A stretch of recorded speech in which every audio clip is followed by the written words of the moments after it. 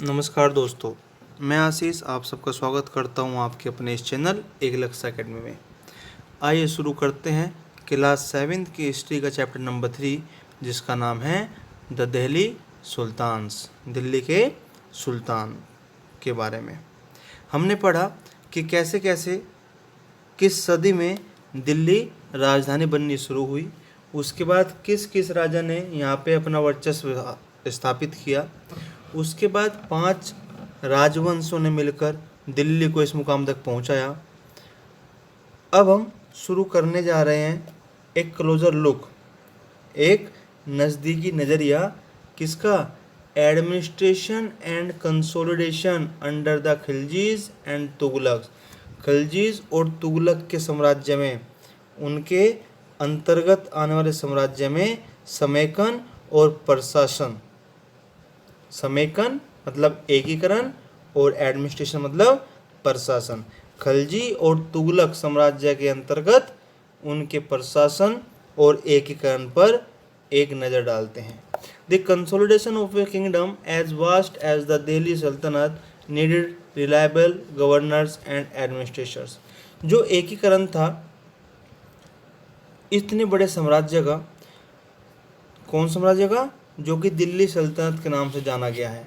दिल्ली सल्तनत जैसे बड़े साम्राज्य का जो एकीकरण था, उसको एकीकरण करने के लिए, उसको और अच्छा योगदान देने के लिए वहाँ पे ज़रूरत थी, आवश्यकता थी जिम्मेदार या विश्वसनीय गवर्नर्स की, सूबेदारों की और एडमिनिस्ट्रेटर प्रशासकों की।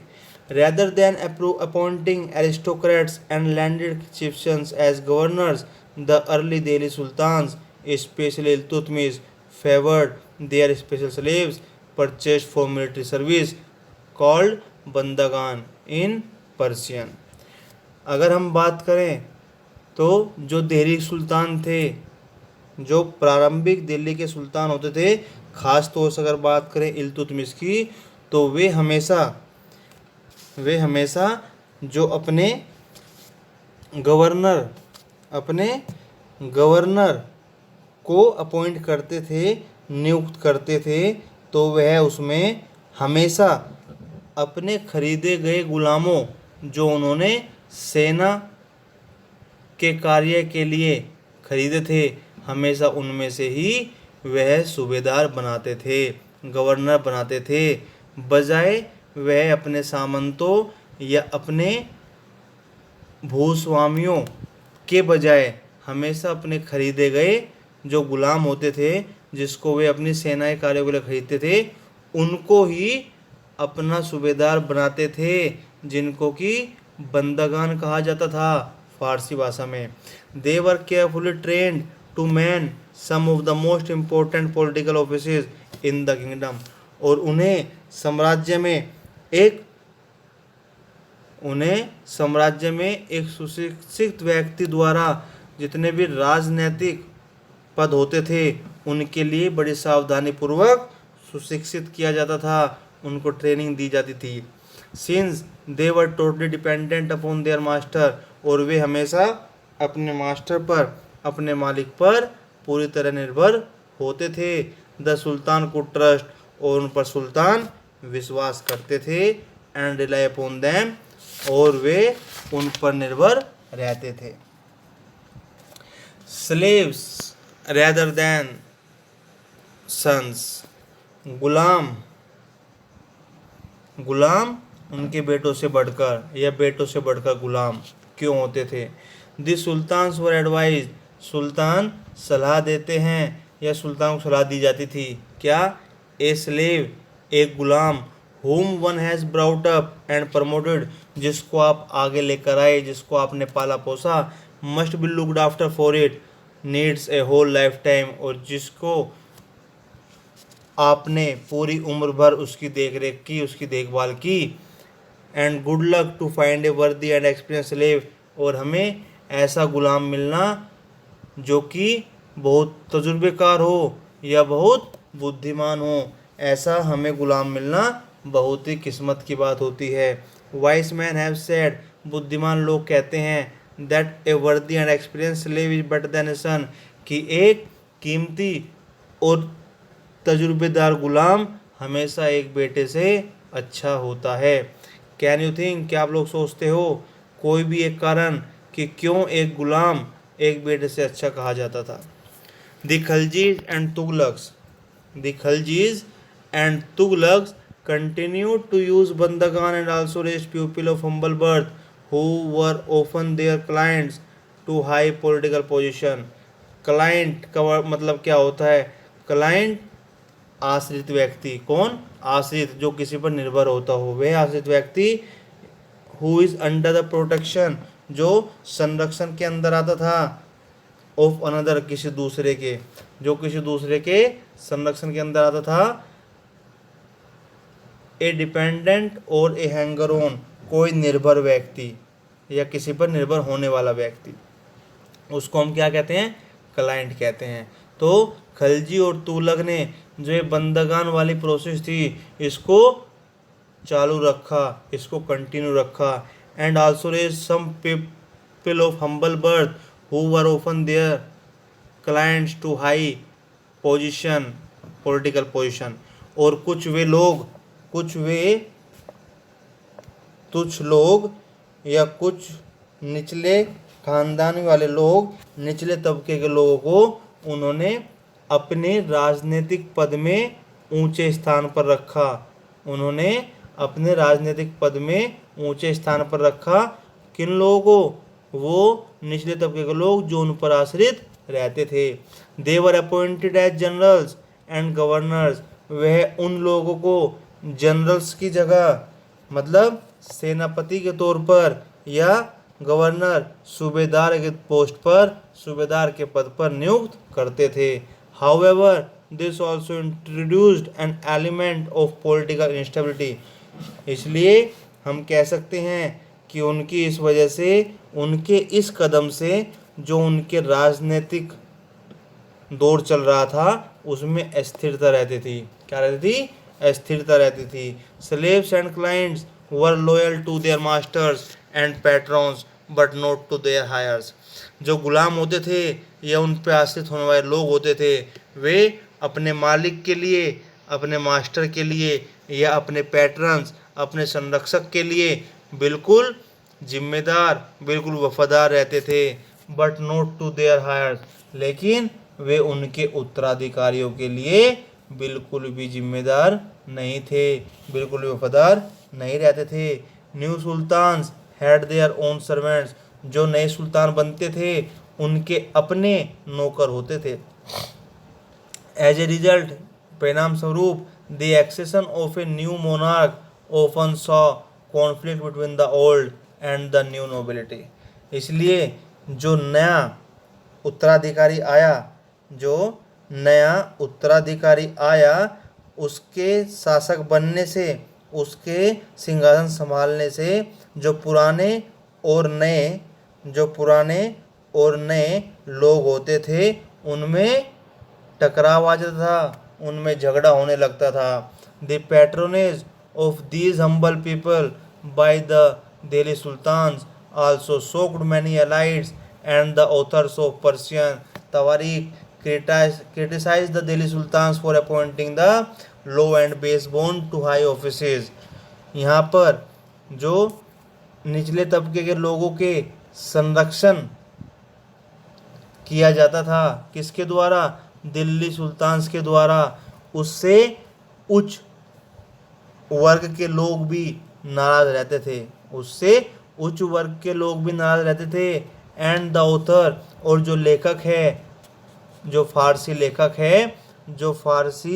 लेखक है तवरीक का, किसका? तवरीक का। उसमें दिल्ली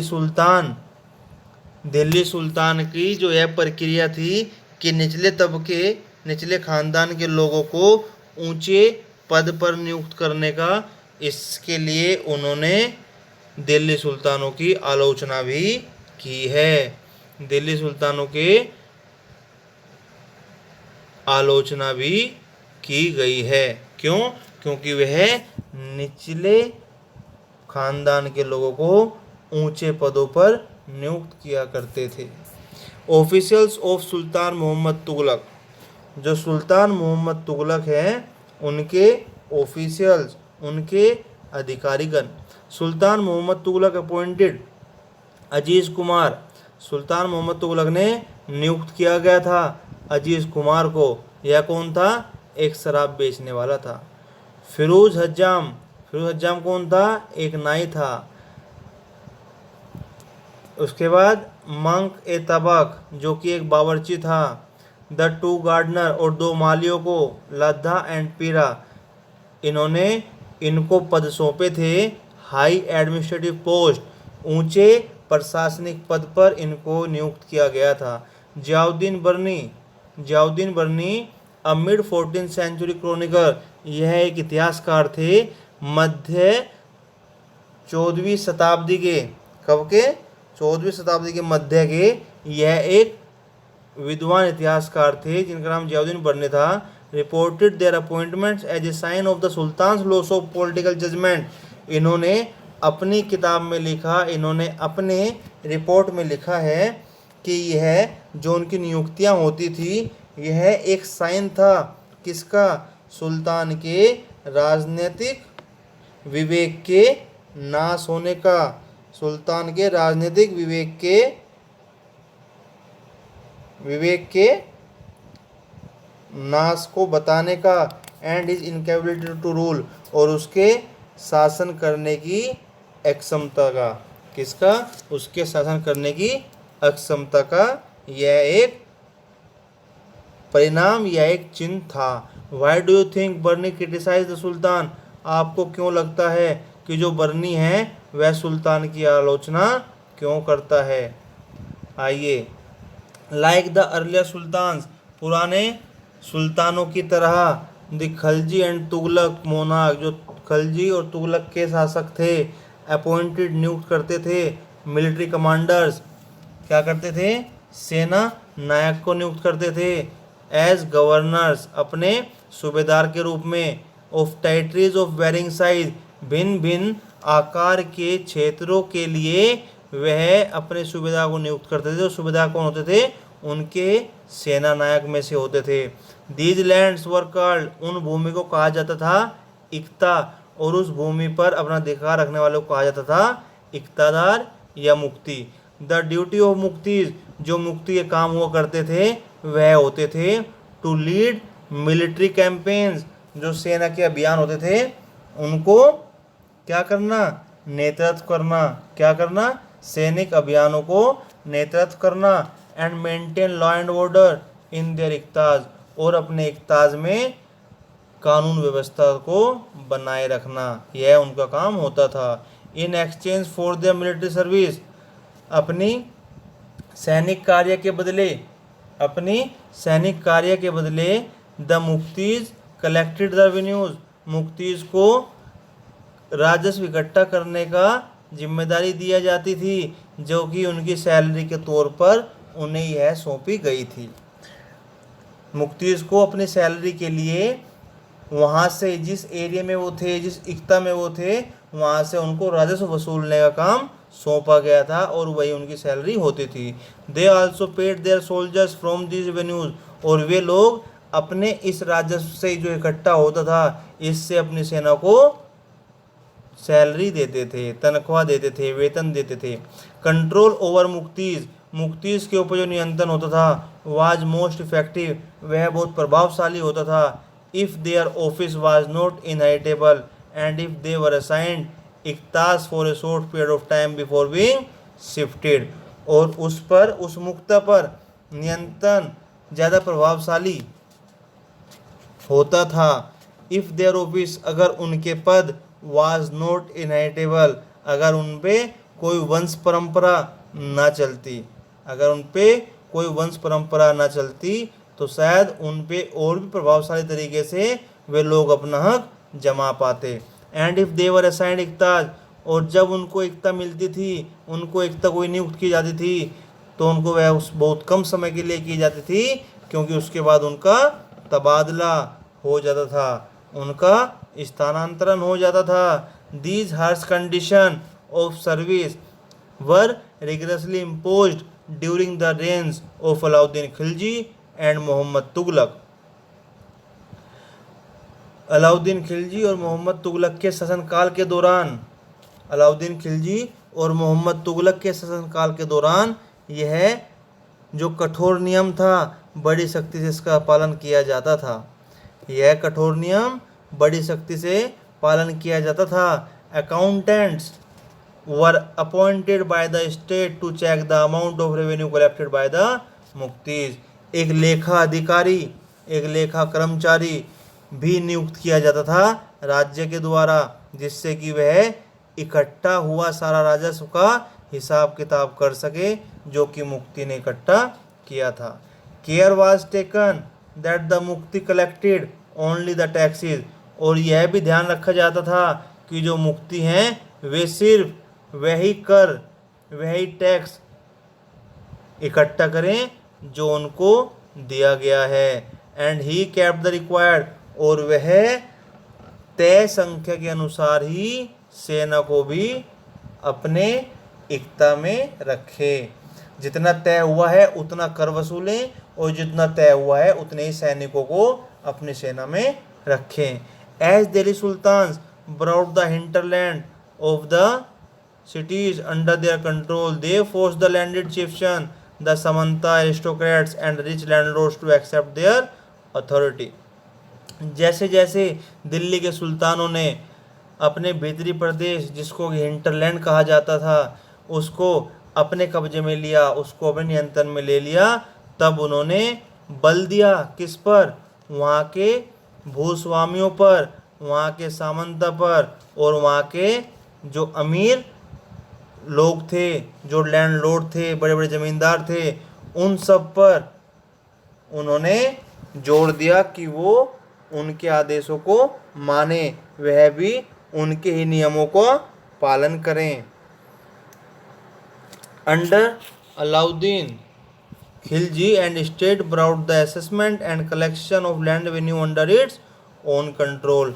अलाउद्दीन खिलजी के दौरान, अलाउद्दीन खिलजी के शासन के दौरान भू राजस्व के निर्धारण और वसूली के कार्य को वसूली के कार्य को राज्य के नियंत्रण में ले लिया गया था। जब अंडर अलाउद्दीन खिलजी के समय पे जो राज्य का क्या था, राज्य का भू राजस्व का निर्धारण होता था और उसकी वसूली का जो कार्य होता था वह राज्य ने अपने नियंत्रण में ले लिया था। The rights of the local chieftain, जो लोकल मतलब स्थानीय, जो स्थानीय सामंत होते थे, जो स्थानीय सामंत होते थे, to levy taxes were cancelled, उनके जो टैक्स होते थे, उनके जो कर लगे होते थे, कर लगाने के अधिकार को उन्होंने छीन लिया था। जो वहाँ के स्थानीय सामंत होते थे, जो स्थानीय सरदार होते थे, उनके जो कर लगाने का अधिकार होता था वह इन्होंने छीन लिया था। And they were also forced, और इन पर भी यह प्रतिबंधित कर दिया था कि ये लोग भी दिल्ली सुल्तान को कर देंगे। क्या देंगे? कर देंगे। The sultans administrators measured the land, जो सुल्तान के प्रशासक थे उन्होंने भूमि को मापना शुरू किया, उन्होंने भूमि को मापना शुरू किया। एंड केप्ट केयरफुल अकाउंट्स, और उसके जो रिकॉर्ड्स थे, उसका जो लेखा जोखा था, उन्होंने बड़ी सावधानी पूर्वक रखना शुरू किया। Some of the old chieftains, कुछ पुराने सरदार, एंड लैंडलॉर्ड्स और जमींदार, serve the Sultanate as revenue collectors and assessor. कुछ पुराने जमींदार और कुछ पुराने सामंत या पुराने सरदार को नियुक्त किया गया किस पोस्ट पर, किस पद पर? सल्तनत के राजस्व निर्धारक और वसूली अधिकारी के तौर पर, राजस्व निर्धारक और वसूली अधिकारी के पद पर। There are 3 types of taxes, यहाँ पर 3 प्रकार के कर देखे गए हैं, 3 प्रकार के टैक्स बताए गए हैं। पहला ओन कल्टीवेशन, खेती पर, पहला ओन कल्टीवेशन खेती पर, और खेती वाले कर्ज को क्या कहते हैं? खराज। क्या कहते हैं दोस्तों? खराज। एंड अमाउंटिंग टू अबाउट, यह लगभग 50% का होता था। किसका? जो किसान उत्पन्न करते थे, जो किसान उत्पन्न करते थे उसका 50% हिस्सा दिल्ली सल्तनत को जाता था। दूसरा, ऑन कैटल, मवेशियों पर भी टैक्स लगता था। एंड ऑन हाउसेज, और मकानों पर भी टैक्स लगता था। It is important to remember, यह याद रखने योग्य बात है, that large parts of the subcontinent remain outside the control of the Delhi sultan, कि इस उपमहाद्वीप का जो ज़्यादातर भाग था वह दिल्ली सुल्तान के नियंत्रण से बाहर था।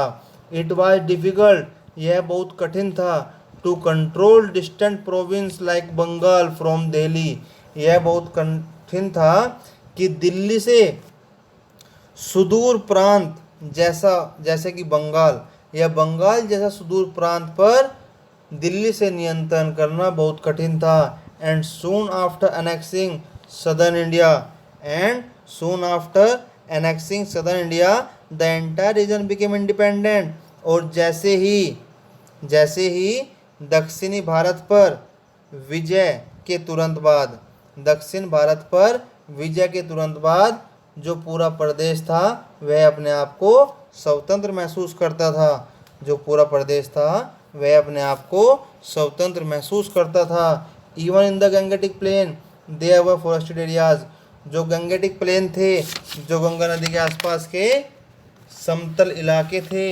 प्लेन थे, वे कैसे थे? जंगली इलाके थे। कैसे थे? वह जंगली इलाके थे।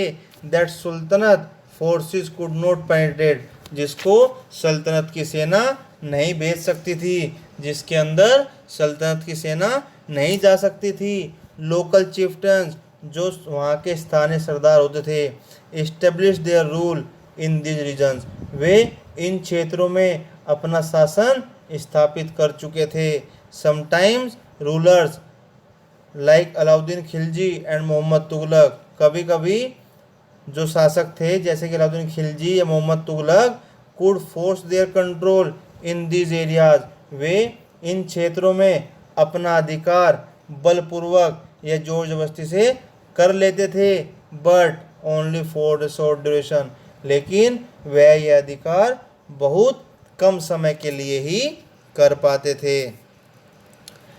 आइए जानते हैं चिफ्टन्स एंड देयर फोर्टिफिकेशंस, सरदार और उनकी किलेबंदी। इब्न बतूता, क्या दोस्तों? इब्न बतूता यह कौन था? A 14th century traveller from Morocco Africa, Africa के मोरक्को का यात्री जो कि लगभग 14वीं सदी में यहाँ पर आया था, जिसका नाम इब्न बतूता। इसने यह बताया है कि जो चीफ्टेंस होते थे, जो सरदार होते थे, समटाइम्स वह कभी कभी फोर्टिफाइड देमसेल्व्स इन माउंटेन्स, अपने आप को पर्वतों में, इन रोकी चट्टानों में, या अनइवन रगड प्लेसेस, या फिर उबड़ खाबड़ जगह पर, एज वेल एज, या फिर बम्बू ग्रोव्स, बम्बू बांस के झुरमुटों पर अपने आप को रखते थे। In India the bamboo is not hollow, और भारत में जो बांस होता है वह पोला नहीं होता, इट इज बिग, यह बहुत बड़ा होता है। Its several parts are so intertwined that even fire can not affect them, और इसके सभी हिस्से, इसके बहुत सारे हिस्से आपस में गुथे होते हैं, आपस में गुथे होते हैं, जिसकी वजह से इसमें आग भी नहीं लग पाती। And they are on the whole very strong, और ये पूरे के पूरे बहुत मजबूत होते हैं। The chieftains live in this forest which serve them as ramparts inside which are their cattle and their crops, जो ये सरदार होते थे यह इन जंगलों में रहते थे, जो कि उनके किले की प्राचीर का काम करते थे। क्या करते थे? उनके किले के प्राचीर का काम करते थे, और उसके अंदर ही उनके मवेशी भी रहते थे, और उनकी फसल भी वहीं पर होती थी। There is also water for them within, that is rain water which collects there, और उनके लिए वहाँ पर पानी भी होता था, वह पानी जो बरसात का पानी वहाँ पर वे लोग इकट्ठा करते थे। Hence they can not be subdued except by powerful armies who entering their forest, और उनको वहाँ पर हराया नहीं जा सकता था। कब तक? सिर्फ तब तक जब तक एक बहुत बड़ी और शक्तिशाली सेना वहाँ पर ना घुस जाए, वहाँ पर उस जंगल में ना घुसे। Cut down the bamboos with specially prepared instrument, और खास बने हुए हथियारों से जब तक उन बांस के पेड़ों को ना काट दिया जाए, तब तक इन सरदारों को, इन स्थानीय सरदारों को हराना नामुमकिन था। Describe the ways in which the chieftains arrange for their defence, वो तरीके बताइए जो इन सरदारों ने अपने बचाव के लिए अपनाए हों या अपना सकते हों।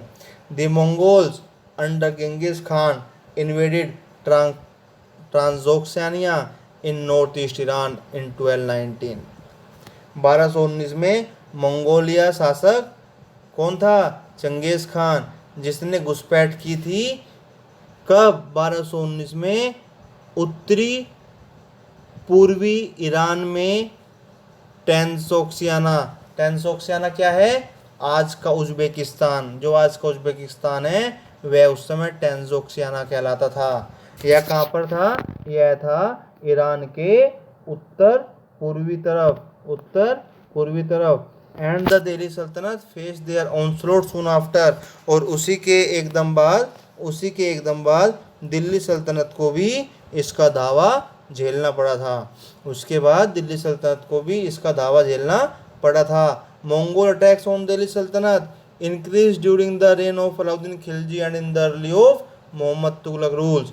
अलाउद्दीन खिलजी के समय में और मोहम्मद तुगलक के शासन के शुरुआती दौर में जो मंगोली का अटैक होता था, मंगोली का जो धावा होता था, उसका जो हमला होता था, वह दिल्ली सल्तनत पर बहुत ज़्यादा होता था। बहुत ज़्यादा बार उसने इन पर हमला किया था। This force the two rulers to mobilise a large standing army in Delhi which posed a huge administrative challenge. और इसके धावों की वजह से, इससे मजबूर होकर इन दोनों शासकों ने दिल्ली में एक बहुत बड़ी सेना खड़ी कर दी। इन दिल्ली के शासकों ने बहुत बड़ी सेना खड़ी कर दी। विच पोस्ट, जिसको संभालना या जिस पर प्रशासन करना बहुत बड़ा चैलेंज था, अब दोस्तों मैं आपको बता दूं कि let us see how the two डिल्डान डील विद अस, कि इन दोनों शासकों ने कैसे कैसे इसमें आने वाली कभी समस्याओं का, कभी हर एक चीज़ का कैसे सामना किया, कैसे समाधान निकाले, ये हम पढ़ेंगे अगली क्लास में। आज के लिए सिर्फ इतना ही।